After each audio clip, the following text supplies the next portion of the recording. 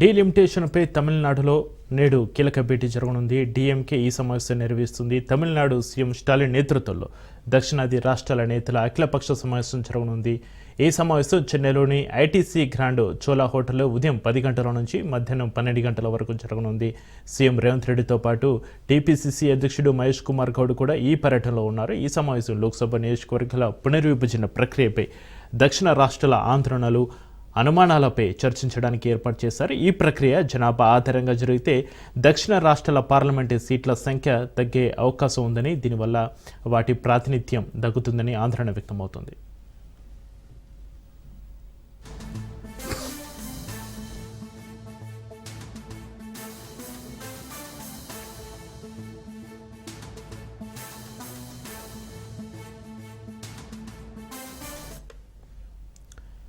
ఈ నేపథ్యంలో తమిళనాడు సీఎం స్టాలిన్ 7 రాష్ట్రాల ముఖ్యమంత్రులకు లేఖలు రాసి డీలిమిటేషన్కు వ్యతిరేకంగా ఉమ్మడి చర్యల కమిటీ జేసీ ఏర్పాటు చేయాలని పిలుపునిచ్చారు. ఈ రాష్ట్రాల్లో కేరళ, ఆంధ్రప్రదేశ్, తెలంగాణ, కర్ణాటక, పశ్చిమ బెంగాల్, పంజాబ్, ఒడిశా ఉన్నాయి. కాగా సీఎం రేవంత్ రెడ్డి ఈ సమావేశంలో పాల్గొనడానికి కాంగ్రెస్ హైకమాండ్ అనుమతి తీసుకున్న తర్వాతే చెన్నై వెళ్లినట్టుగా తెలుస్తుంది. రేవంత్ గతంలో డీలిమిటేషన్ను దక్షిణ రాష్ట్రాలకు పరిమితిగా అభివర్ణించి దీనిని బీజేపీ నేతృత్వంలోనే కేంద్ర ప్రభుత్వం దక్షిణ రాష్ట్రాలపై కుట్రగా చెప్పుకొచ్చారు. దక్షిణ రాష్ట్రాలు ఎక్కువ పనులు చెల్లిస్తూ దేశాభివృద్ధికి తోడ్పడుతున్నప్పటికీ ఈ ప్రక్రియ వల్ల వాటి ప్రాతినిధ్యం తగ్గిపోతుందని ఆయన ఆందోళన వ్యక్తం చేశారు.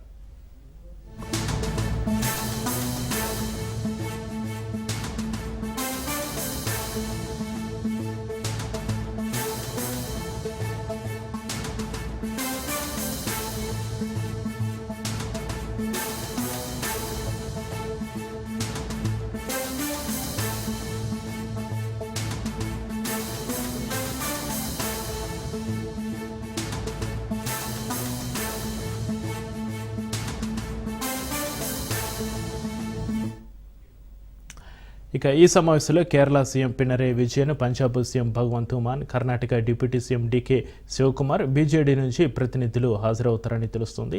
ఈ సమావేశంలో ప్రధాన అంశాలుగా 1971 జనాభా లెక్కల ఆధారంగా డీలిమిటేషన్ను 2026 తర్వాత 30 ఏళ్ల పాటు కొనసాగించాలని, 2026 డీలిమిటేషన్ ప్రక్రియను పునఃపరిశీలించాలని డిమాండ్ చేసే తీర్మానం రూపొందించడం, న్యాయపరమైన మార్గాలను అన్వేషించడం, ప్రజల్లో అవగాహన కల్పించే కార్యక్రమాలు చేపట్టడం ఉన్నాయి. ఈ సమావేశం దక్షిణ రాష్ట్రాల ఐక్యతను చాటడంతో పాటు కేంద్రానికి బలమైన సందేశం పంపే అవకాశం ఉందని భావిస్తున్నారు.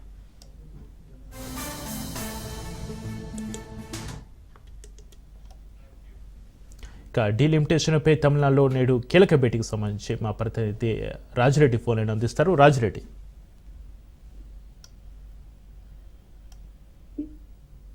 ముఖ్యమంత్రి స్టాలిన్ ఆధ్వర్యంలో ఈ రోజు దక్షిణాది రాష్ట్రాలకు సంబంధించినటువంటి డీలిమిటేషన్ ప్రక్రియ పైన ఈ రోజు సమావేశం ఉంది. ఈ సమావేశంలో ఒక జేఏసీగా కూడా ఏర్పడే అవకాశాలు కనబడుతున్నాయి. ఎందుకంటే ఇప్పటికే ఆ డీలిమిటేషన్ ను పెద్ద ఎత్తున జనాభా ప్రాతిపాదికన చేయడాన్ని వ్యతిరేకిస్తున్నాయి దక్షిణ భారతదేశంలోని రాష్ట్రాలన్నీ కూడా. ముఖ్యంగా దీనికి నేతృత్వము తమిళనాడు ముఖ్యమంత్రి స్టాలిన్ వహిస్తున్నారు. అందులో భాగంగానే జనాభా ప్రాతిపదిక తీసుకుంటే దక్షిణ భారతదేశంలో ఎంపీ స్థానాలు తగ్గే అవకాశాలు ఉంటాయని కూడా ఇప్పటికే స్టాలిన్, అదేవిధంగా తెలంగాణ ముఖ్యమంత్రి రేవంత్ రెడ్డి కూడా పదే పదే చెప్తూ వస్తున్నారు. ఈ యొక్క నేపథ్యంలో ఒక కార్యాచరణ రూపొందించాలి, ఆ కేంద్ర ప్రభుత్వానికి గట్టి సంకేతాలు పంపించాలి, అదేవిధంగా దక్షిణ భారతదేశానికి సీట్లు పెరగకుండా కేంద్ర ప్రభుత్వం అన్యాయం చేయాలని చూస్తుంది. ఇలాంటి అన్యాయాన్ని సహించబోమని హెచ్చరికలు జారీ చేయడానికే ఈ యొక్క సమావేశాన్ని ఏర్పాటు చేస్తున్నట్టు తెలుస్తుంది. ఈ యొక్క సమావేశానికి ముఖ్యంగా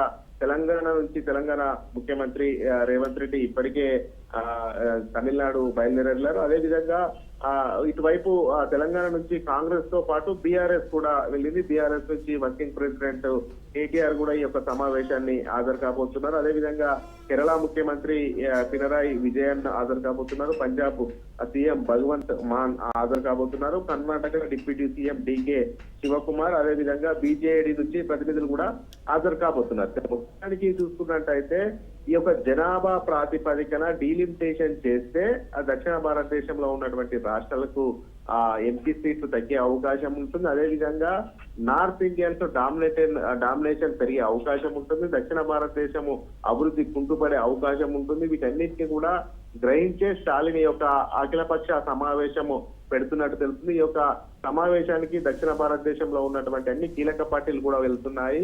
ఆంధ్రప్రదేశ్ సంబంధించినటువంటి చంద్రబాబు నాయుడు ముఖ్యమంత్రి కూడా స్టాలిన్ ఆహ్వానం పంపించినా గానీ ఎన్డీఏలో భాగస్వామ్య పక్షమైనటువంటి టీడీపీ, జనసేన వాటికి దూరంగా ఉంటుంది. మొత్తానికి చూసుకున్నట్టయితే దక్షిణ భారతదేశానికి ఎంపీ సీట్ల విషయానికి తగ్గకూడదు, జనాభా ప్రాతిపదికన చేయకూడదు. ఎందుకంటే జనాభా ప్రాతిపదికన చేస్తే దక్షిణ భారతదేశ అభివృద్ధికి ఒక గొడ్డలి పెట్టె లాంటిది అవుతుంది అనేది కూడా ఈ యొక్క సమావేశంలో నిర్ణయం తీసుకునే అవకాశాలు కనబడుతున్నాయి. అంతేకాకుండా ఈ యొక్క సమావేశంలో అసలు కేంద్ర ప్రభుత్వం పైన ఒత్తిడి తీసుకురావడంలో, అదే విధంగా డీలిమిటేషన్ లో దక్షిణ భారతదేశానికి అన్యాయం జరగకుండా ఒక జేఏసీని కూడా ఏర్పాటు చేసే అవకాశం ఉంటుంది. ఈ యొక్క జాయింట్ యాక్షన్ కమిటీలో గనక ఓ వైపు కాంగ్రెస్, మరోవైపు బీఆర్ఎస్ కనుక ఉంటే తెలంగాణలో బద్ధ శత్రువులైనటువంటి బీఆర్ఎస్ అదే విధంగా కాంగ్రెస్ కూడా ఈ యొక్క జేఏసీలో భాగస్వామ్యం అయితే వీళ్ళిద్దరు కూడా ఈ యొక్క డీలిమిటేషన్ కోసము కలిసి పనిచేయవలసి వస్తుంది. డీలిమిటేషన్ ఇప్పటికే అటు బీఆర్ఎస్ వ్యతిరేకిస్తుంది, అటు కాంగ్రెస్ వ్యతిరేకిస్తుంది. ఈ యొక్క నేపథ్యంలో ఈ రోజు చెన్నైలో ఒక కీలకమైనటువంటి సమావేశం జరగనుంది. ఈ యొక్క కీలక సమావేశము 10 గంటలకు ప్రారంభం కాబోతుంది, 12 గంటలకు ముగుస్తుంది. చెన్నైలోని ఐటీసీ గ్రాండ్ చోలా హోటల్లో ఈ యొక్క సమావేశం జరుగుతుంది. ఈ రోజు ఒక కార్యాచరణ మాత్రము దక్షిణ భారతదేశంలో డీలిమిటేషన్ పైన ఒక కార్యాచరణ మాత్రం తీసుకుంటారు. చక్రి అయితే రాజిరెడ్డి, తమిళనాడు సీఎం స్టాలిన్ నేతృత్వంలో అఖిలపక్ష సమావేశం జరుగుతున్న నేపథ్యంలో ఎవరికైతే ఆహ్వానాలు పంపించారో దక్షిణాది రాష్ట్రాల నేతలకు, ఆ దక్షిణాది రాష్ట్రాల నేతలు అందరూ కూడా హాజరయ్యే అవకాశం ఉందా రాజిరెడ్డి? ఇప్పటికే ఒక ఆంధ్రప్రదేశ్ మినహా మిగతా రాష్ట్రాలు హాజరయ్యే అవకాశం ఉంది. ఆంధ్రప్రదేశ్ లో ఎందుకంటే చంద్రబాబు నాయుడు ఎన్డీఏ భాగస్వామ్య పక్షంగా ఉన్నారు. ఎన్డీఏ ప్రభుత్వము ఆంధ్రప్రదేశ్ లో కొనసాగుతుంది. జనసేన కూడా ఎన్డీఏల భాగస్వామ్య పక్షంగా ఉంది. కాబట్టి ఈ యొక్క నేపథ్యంలో ఆంధ్రప్రదేశ్ సంబంధించినటువంటి ముఖ్యమంత్రి చంద్రబాబు నాయుడు గాని, జనసేన అధినేత పవన్ కళ్యాణ్ గాని హాజరు కారు. అయితే మిగతా పార్టీలకు సంబంధించినటువంటి నేతలు అయితే ఖచ్చితంగా హాజరవుతారు. ఎందుకంటే ఇప్పటికే బీజేపీకి వ్యతిరేకంగానే ఈ యొక్క వేరే రాష్ట్రాల్లో ప్రభుత్వాలు ఏర్పడ్డాయి. అంతేకాకుండా తమిళనాడుకు సంబంధించినటువంటి ముఖ్యమంత్రి కూడా యూపీఏ భాగస్వామ్య పక్షం కానీ ఎన్డీఏ భాగస్వామ్య పక్షం కాదు. కాబట్టి డిఎంకే అధినేత కాబట్టి ఆయన ఖచ్చితంగా ఆయన ఈ లీడ్ తీసుకున్నాడు. కాబట్టి ఇటు కాంగ్రెస్ ప్రభుత్వం తెలంగాణలో ఉంది, అదేవిధంగా కేటీఆర్ ప్రతిపక్ష పార్టీ బీఆర్ఎస్ లో ఉన్నాడు.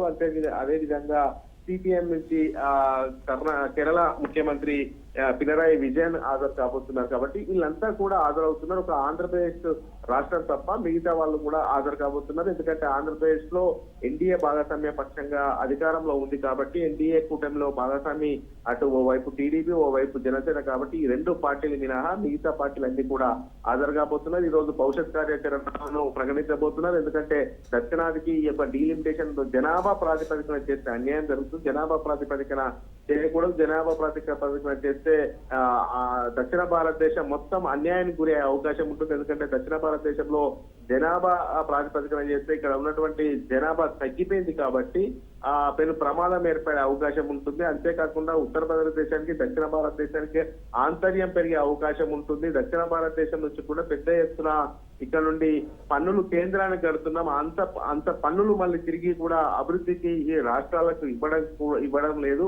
ఒకవేళ ఇక డీలిమిటేషన్ జనాభా ప్రాతిపదికన చేస్తే ఇంకా కూడా అభివృద్ధి కుంటుపడుతుంది. దక్షిణ భారతదేశాన్ని ఇంకా సౌత్ తల్లి ప్రేమ ఉంటుంది. కాబట్టి ఎట్టి పరిస్థితుల్లో డీలిమిటేషన్ జరిగితే అందరికి ఒకే విధానం జరగాలి, కానీ జనాభా ప్రాతిపదికన జరగకూడదు అనేది కూడా ప్రధానంగా ఈ యొక్క సమావేశంలో చర్చించనున్నట్టు తెలుస్తుంది. అంతేకాకుండా ఒక కార్యాచరణ రూపొందించడానికి ఏ రకంగా ముందుకెళ్దాం, ఎలా కేంద్ర ప్రభుత్వం పైన ఒత్తిడి తెద్దాము, ఎలా ప్రజల్లో అవగాహన కల్పిస్తాము, ఎలా దక్షిణ భారతదేశానికి అన్యాయం జరుగుతుంది ప్రజల్లోకి ఏ రకంగా తీసుకెళ్లాలి, ఈ అంశాలన్నింటినీ కూడా లోతుగా వెళ్ళడానికి, కార్యక్రమాలు చేయడానికి, భవిష్యత్ కార్యాచరణ ప్రకటించడానికి ఒక జేఏసీని కూడా స్టాలిన్ అధ్యక్షతన వేసే అవకాశాలు అయితే కనబడుతున్నాయి. చక్రి అయితే రాజిరెడ్డి, డీలిమిటేషన్ కు వ్యతిరేకంగా ఉమ్మడి చర్యల కమిటీ జేఏసీ ఏర్పాటు చేయాలని కూడా పిలుపునిచ్చినట్టుగా తెలుస్తుంది. అయితే ఈరోజు జాయింట్ యాక్షన్ కమిటీలో నిర్ణయాలు ఏ విధంగా ఉండే అవకాశం ఉంది? కేంద్ర ప్రభుత్వం స్పందించే అవకాశం ఉందా? ఖచ్చితంగా దక్షిణ భారతదేశ అభివృద్ధి కోసము, దక్షిణ భారతదేశం కోసం డీలిమిటేషన్ లో అన్యాయం జరగకుండా ఉండడానికి కోసం ఒక జాయింట్ యాక్షన్ కమిటీ వేసే అవకాశం కనబడుతుంది. ఖచ్చితంగా కేంద్ర ప్రభుత్వం కూడా స్పందిస్తుంది. ఎందుకంటే ఆ దక్షిణ భారతదేశంలో ఉన్నటువంటి రాజకీయ పార్టీలన్నీ కూడా ఎన్డీఏ భాగస్వామ్య పక్షాలు తప్ప మిగతా వాళ్ళన్నీ కూడా ఈ యొక్క సమావేశానికి హాజరవుతున్నారు కాబట్టి ఈ యొక్క సమావేశానికి మిగతా రాష్ట్రాల నుంచి కూడా ప్రతినిధులు వస్తున్నారు కాబట్టి దక్షిణ భారతదేశంలో ఇదంతా కూడా ఒక ప్రచారం జరుగుతుంది, నెగిటివ్ ప్రచారం జరుగుతుంది కాబట్టి ఖచ్చితంగా కేంద్ర ప్రభుత్వం స్పందించే అవకాశాలు కనబడుతున్నాయి. ఖచ్చితంగా జాయింట్ యాక్షన్ కమిటీ అది వేస్తుంది. అందులో భాగంగానే ప్రజలకు అవగాహన కలిగించి దక్షిణ భారతదేశానికి ఏ రకంగా అన్యాయం జరుగుతుంది, జనాభా ప్రాతిపదికన డీలిమిటేషన్ చేస్తే ఏ రకంగా నష్టపోతాము, నియోజకవర్గాలకు ఏ రకంగా నష్టం వాటిల్లుతుంది, అదేవిధంగా అభివృద్ధికి ఏ రకంగా నష్టం వాటిల్లుతుంది, ఈ అన్ని అంశాలను ప్రజల్లోకి వివరించడానికే జాయింట్ యాక్షన్ కమిటీ వేస్తున్నారు. ఆ జాయింట్ యాక్షన్ కమిటీలో అటు ఇక్కడ తెలంగాణలో బద్ధ శత్రువులైనటువంటి కాంగ్రెస్, టీఆర్ఎస్ కూడా జాయింట్ యాక్షన్ కమిటీలో ఉండే అవకాశం ఉంది. డీలిమిటేషన్ కు జనాభా ప్రాతిపదికన డీలిమిటేషన్ కు వ్యతిరేకంగా ఈ రెండు పార్టీలు కూడా కలిసి పనిచేసే ఆస్కారాలు, అవకాశాలు కూడా కనబడుతున్నాయని రాజకీయ వర్గాలు చెప్తున్నాయి.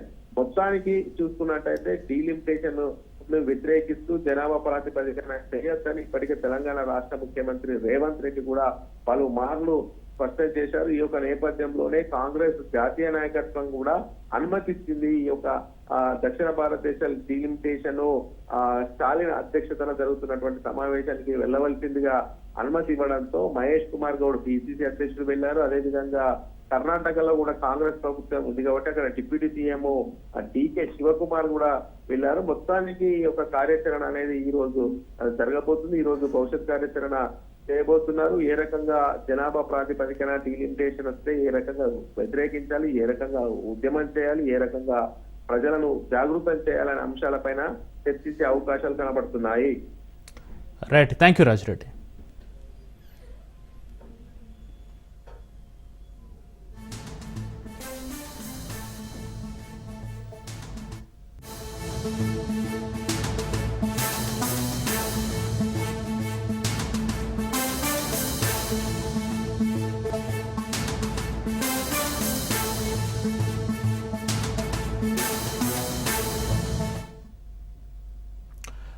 బ్రేకింగ్ న్యూస్ చూస్తున్నాం. హైతనగర్లో రోడ్డు ప్రమాదం చోటు చేసుకుంది.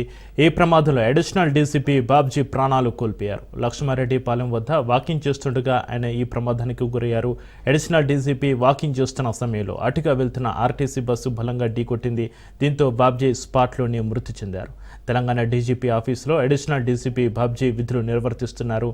ఆయన మరణంతో కుటుంబంలో విషాద ఛాయలు అలుముకున్నాయి. ప్రమాద సమాచారం తెలుసుకున్న పోలీసులు ఘటనా స్థలానికి చేరుకుని మృతదేహాన్ని స్వాధీనం చేసుకున్నారు. ఈ ఘటనపై కేసు నమోదు చేసి దర్యాప్తు చేస్తున్నట్లుగా పోలీసులు వెల్లడించారు.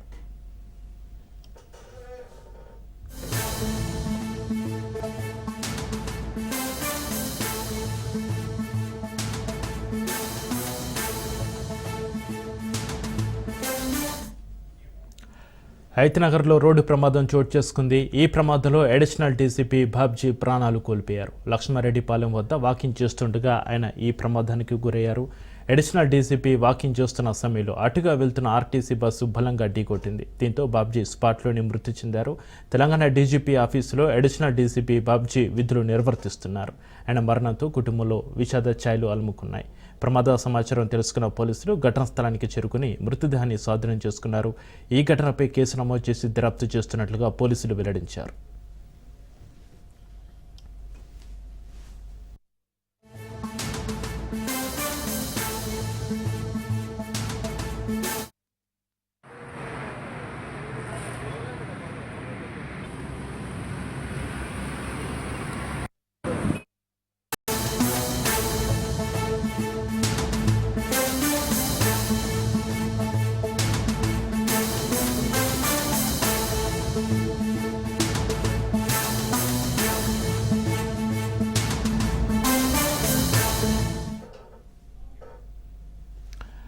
మరో బ్రేకింగ్ న్యూస్ చూస్తున్నాం. నంద్యాల నగరంలో ఉన్న మెడికల్ షాపులలో విజిలెన్స్, డ్రగ్స్ కంట్రోల్ అధికారులు దాడులు చేశారు.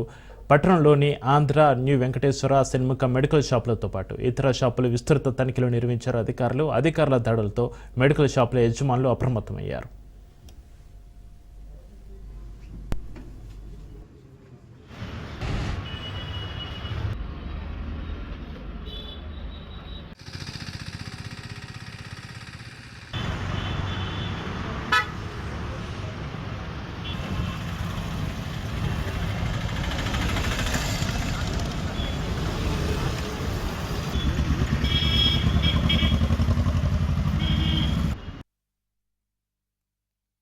పోలీసు ఉన్నతాధికారుల ఆదేశాల మేరకు మేము ఈరోజు స్టేట్ వైడ్గా అన్ని మెడికల్ షాపులు, హోల్సేల్ మెడికల్ షాపులు, రీటైల్ మెడికల్ షాపులు రైడ్ చేయడం జరిగింది.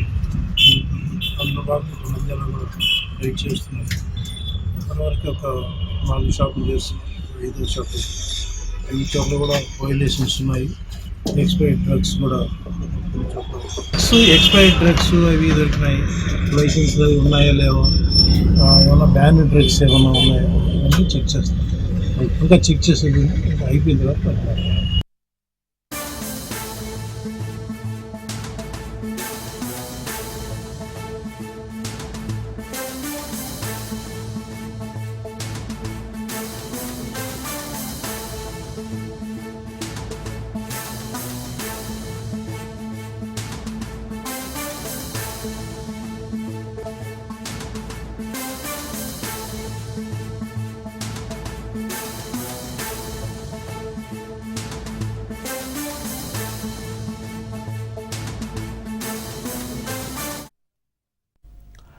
ఏపీలో ఆపరేషన్ గరుడ కొనసాగుతుంది. మెడికల్ షాపులు, ఏజెన్సీలో ఆకస్మిక దాడులు నిర్వహించారు. ప్రిస్క్రిప్షన్ లేకుండా మందుల విక్రయాలు జరుగుతున్నట్టుగా గుర్తించారు. రాష్ట్రంలో 645 హాట్ స్పాట్స్ అధికారులు గుర్తించారు. కృష్ణా జిల్లా అవనిగడ్డలో ఐసిస్ డ్రగ్ కలకలం రేపింది. మెడికల్ షాపులు అనుమతి లేకుండా విక్రయం జరగగా ఇవి ఉగ్రవాదులు వాడే మత్తు పదార్థాలని అధికారులు చెబుతున్నారు. 2 ఏళ్లలో 55,961 ట్రెమడాలు టాబ్లెట్లు ఉన్నాయి. 2,794 ఇంజెక్షన్లు అమ్మినట్టుగా అధికారులు గుర్తించారు. దీంతో మెడికల్ షాప్ను సీజ్ చేశారు. షాప్ యజమానిపై ఎన్డీపీఎస్ యాక్ట్ ప్రకారం కేసు నమోదు చేశారు. ఇవాళ కూడా రాష్ట్ర వ్యాప్తంగా మెడికల్ షాపులు, ఏజెన్సీలో ఆకస్మిక దాడులు కొనసాగుతున్నాయి.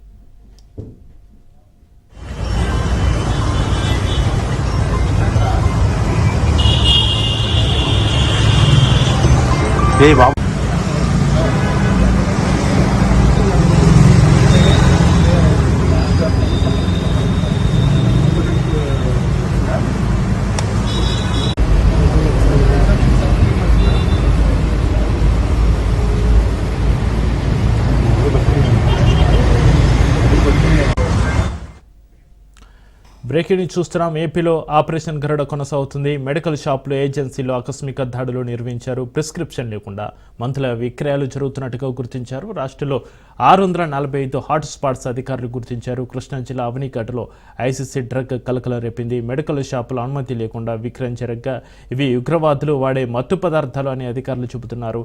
2 ఏళ్లలో 55,961 ట్రెమడాల్ టాబ్లెట్లు ఉన్నాయి.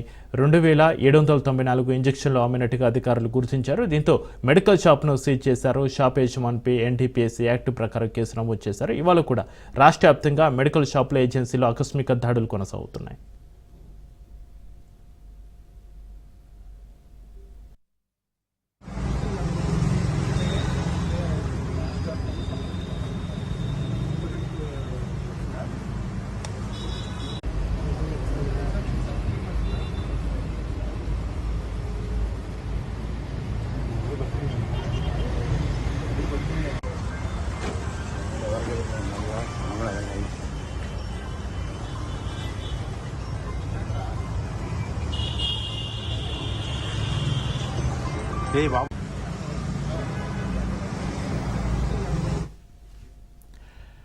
ఏపీలో ఆపరేషన్ గరుడ కొనసాగుతుంది. మెడికల్ షాపులు, ఏజెన్సీలో ఆకస్మిక దాడులు నిర్వహించారు. ప్రిస్క్రిప్షన్ లేకుండా మందుల విక్రయాలు జరుగుతున్నట్టు గుర్తించారు. రాష్ట్రంలో 645 హాట్ స్పాట్స్ అధికారులు గుర్తించారు. కృష్ణా జిల్లా అవనిగడ్డలో ఐసీసీ డ్రగ్ కలకలం రేపింది.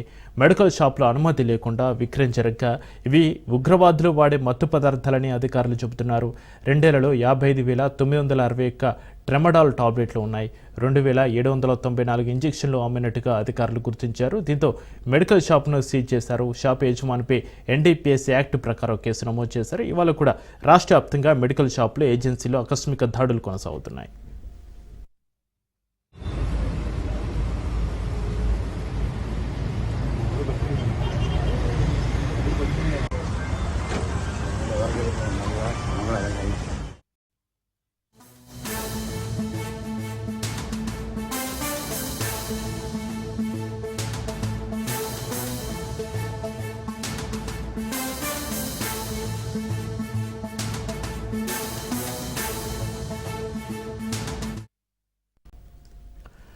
పోసాని కృష్ణమురళికి బెయిల్ వచ్చింది. 1,00,000 చొప్పున ఇద్దరు పూచికత్తు సమర్పించడంతో పాటు దేశం విడిచి వెళ్లరాదని నిబంధనలను విధించింది. వారానికి 2 సార్లు సిఐడి కార్యాలయానికి వచ్చి సంతకం చేయాల్సిందిగా ఆదేశించింది.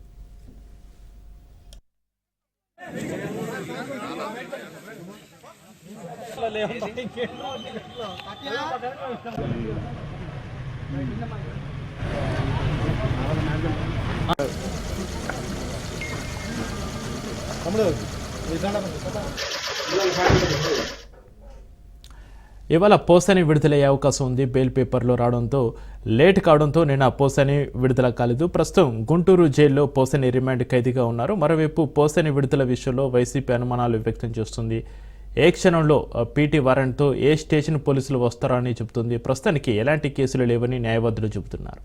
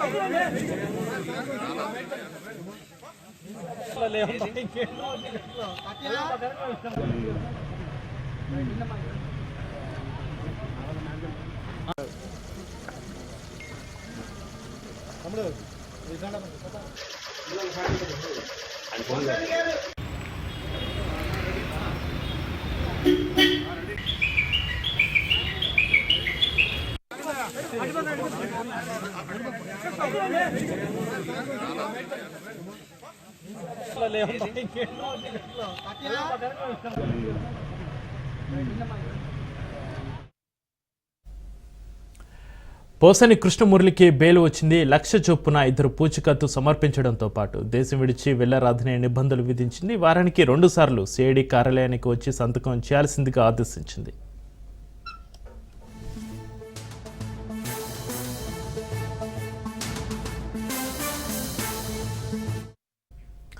అయితే ఇవాళ పోసాని విడుదలయ్యే అవకాశం ఉంది. బెయిల్ పేపర్లు రావడం లేట్ కావడంతో నిన్న పోసాని విడుదల కాలేదు. ప్రస్తుతం గుంటూరు జైల్లో పోసాని రిమాండ్ ఖైదీగా ఉన్నారు. మరోవైపు పోసాని విడుదల విషయంలో వైసీపీ అనుమానాలు వ్యక్తం చేస్తుంది. ఏ క్షణంలో పీటీ వారెంట్తో ఏ స్టేషన్ పోలీసులు వస్తారో అని చెబుతోంది. ప్రస్తుతానికి ఎలాంటి కేసులు లేవని న్యాయవాదులు చెబుతున్నారు.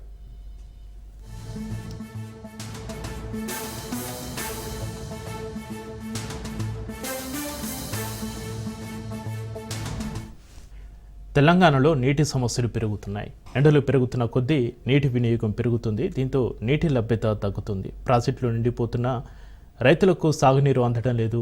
భారీ వర్షపాతం వచ్చినా వేసవి కాలానికి ముందే తాగునీటి సమస్యలు మొదలవుతున్నాయి. జలాశయాల్లో తగిన స్థాయిలో నీరు లేదు. దీంతో సాగునీరు అందక పంటలు ఎండిపోతున్నాయి.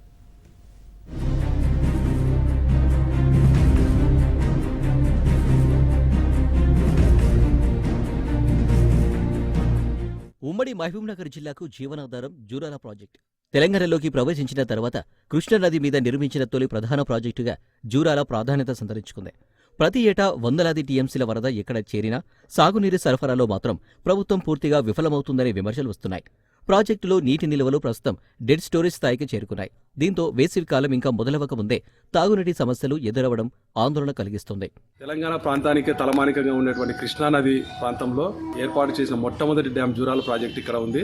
మరి ఈ ప్రాజెక్టులో రోజు రోజుకు నీటి నిల్వ తగ్గిపోతూ తాగునీటి కానీ సాగునీటి కానీ తీవ్ర ఇబ్బందులు ఏర్పడుతున్నవి. దీనిపైన ప్రభుత్వం సరైన ఆసక్తిని చూపించకపోవడం వల్ల ఇక్కడ నీళ్లు నిల్వ ఉండలేకపోతున్నవి. మరి దీన్ని ప్రభుత్వం వెంటనే స్పందించి దాంట్లో నెలకొని ఉన్నటువంటి షిల్టును వెంటనే తీపిచ్చినట్టయితే అక్కడ దాదాపు 4 టీఎంసీల నీళ్లు నిల్వ ఉండే అవకాశం ఉంది. ఈ ఏడాది 112.2 టీఎంసీల వరద వచ్చిందని అధికారిక లెక్కలు చెబుతున్నా ప్రాజెక్టులో నిల్వ చేసుకున్నది 10% కూడా కాదు. ప్రస్తుతం ప్రాజెక్టులో 5.57 టీఎంసీల నీరు మాత్రమే ఉంది. అందులో కూడా వాడుకోగలిగినది 3 టీఎంసీలు మాత్రమే. మిగతా నీరు పూడిక, బురదతో వృధా అవుతుంది. వరద వస్తే సాగునీటి అవసరాలు తీర్చకపోవడం, వేసవి తాగునీటి కొరత తలెత్తేలా చేయడం ప్రభుత్వ వ్యూహంలో ఉన్న లోపాలను ఎత్తుచూపుతుంది. డ్యాంలో 9 టీఎంసీలు అని చెప్పినందువలన ప్రతి 2 కార్లకు నీళ్లు డ్యామ్ కింద వరి పైరుకి ఇడిచేవాళ్ళు. ఆ ప్రభుత్వాన్ని నమ్మి వరి పైర్లు వేసినాము. ఇప్పుడు కాలువ బంద్ చేసినారు కనుక మాకు దయచేసి నీళ్ళు ఇవ్వండి. 4 టీఎంసీలు పేరినది కనుక అండర్గ్రౌండ్ పోవడానికి దాన్ని పూర్వం చేయలేదు ఇంజనీర్లు. దానివల్ల ఇప్పుడు 5 టీఎంసీల నీళ్ళలో మిగిలి తాగునీళ్ళకి ఇబ్బంది అవుతుందని ఇడుస్తలేరు. ఈ వేసవిలో మహబూబ్ నగర్, జోగులాంబ గద్వాల్, వనపర్తి, నారాయణపేట జిల్లాలో తాగునీటి సమస్యలు ముంచెత్తే ప్రమాదం ఉంది. మిషన్ భగీరథ ద్వారా తాగునీరు సరఫరా చేసేందుకు కనీసం 3.5 టీఎంసీల లైవ్ స్టోరేజ్ అవసరం. అయితే ప్రాజెక్టులో ఉన్న నిలువను చూస్తే రాబోయే నెలలో తాగునీటి కొరత తీవ్రంగా ఉండబోతుందనే అంచనాలు నెలకొన్నాయి. జూరాల ద్వారా నీరు అందుకునే ప్రాజెక్టులు భీమా, నెట్టెంపాడు, కోయిల్ సాగర్ ఎత్తిపోతల పథకాలు నీటి కొరతతో పూర్తిగా నిలిచిపోవాల్సిన పరిస్థితి ఏర్పడింది. నీటి నిల్వ తగ్గడం, ఎగువ నుంచి సీ ఫేస్ వాటర్ రాకపోవడం ప్రాజెక్టుల నిర్వహణలో ఉన్న లోపాలను ప్రశ్నించేలా చేస్తున్నాయి.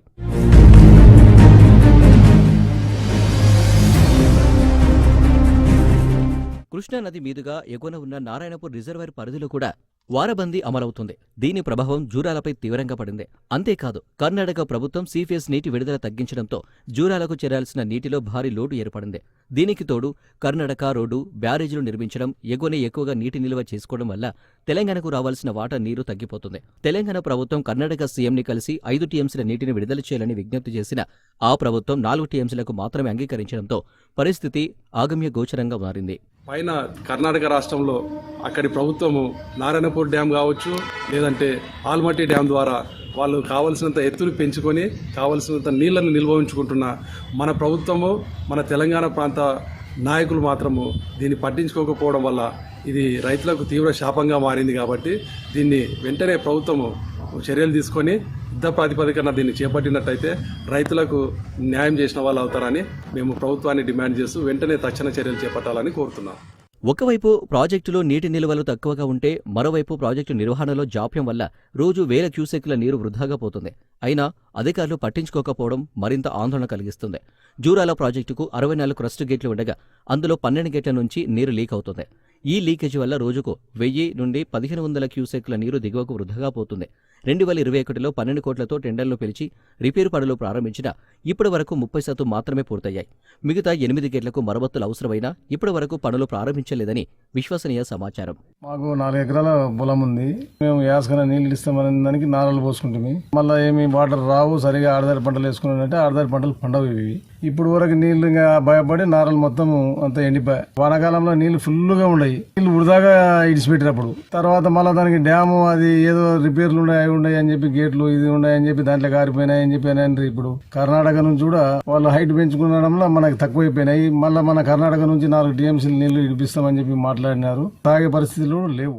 ప్రస్తుత పరిస్థితుల్లో ఈ నెల చివరి నాటికి కర్ణాటక ప్రభుత్వం హామీ ఇచ్చిన నీటిని విడుదల చేస్తుందా అన్నదానిపై రైతులు ఉత్కంఠగా ఎదురుచూస్తున్నారు. మిగిలిన నీటి నిల్వలు పూర్తిగా వినియోగించిన తర్వాత వర్షాలు పడే వరకు సాగునీరు లభించే అవకాశం లేదు. ఈ పరిస్థితిని అంచనా వేసుకుంటే పాలమూరు జిల్లాలోని రైతులకు, ప్రజలకు రానున్న నెలలు నీటి కొరత ఏర్పడనుంది. అయితే ఇప్పుడు తాగునీటి సరఫరా కొనసాగుతుందా, లేక నీటి కోసం ప్రజలు కొత్త పోరాటం చేయాల్సి వస్తుందా అనేది ఇప్పుడు ప్రధాన ప్రశ్న.